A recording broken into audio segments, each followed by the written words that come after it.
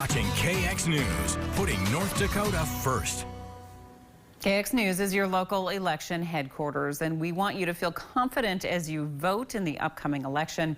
Tonight, we're highlighting the race for Public Service Commissioner. Reporter Maddie Biertempel spoke with incumbent Republican Brian Kroschus and nonpartisan leaguer Casey Buckman. North Dakota's Public Service Commission has 3 members, with one up for re-election every 2 years. This year, it's Chairman Brian Kroschus. He was appointed to the commission by Governor Doug Burgum in 2017 to fill a vacancy and was elected the following year. Kroschus spent 3 decades in the private sector, which included 10 years as publisher of the Bismarck Tribune. Those elements, along with doing business in the community, and not just in Bismarck, Mandan, but across the state, I think has prepared me in a good way. I think I have a good handle on what everyday citizens want out of government. Kroschus's challenger, Casey Buckman, is running on the Democratic NPL ticket. Buckman's experience includes 30 years as a union ironworker who says he's worked in many of the areas the PSC regulates. My firsthand knowledge to the insight of it, and how everything works, brings a different aspect to what anybody offers there on the Public Service Commission now. The PSC regulates rates for electric and natural gas utilities. It also approves applications for gas processing plants, power plants, and of course, pipelines. Regarding the expansion of the Dakota Access Pipeline, which the PSC unanimously voted in favor of this February, Kroschus says the process was transparent and legal.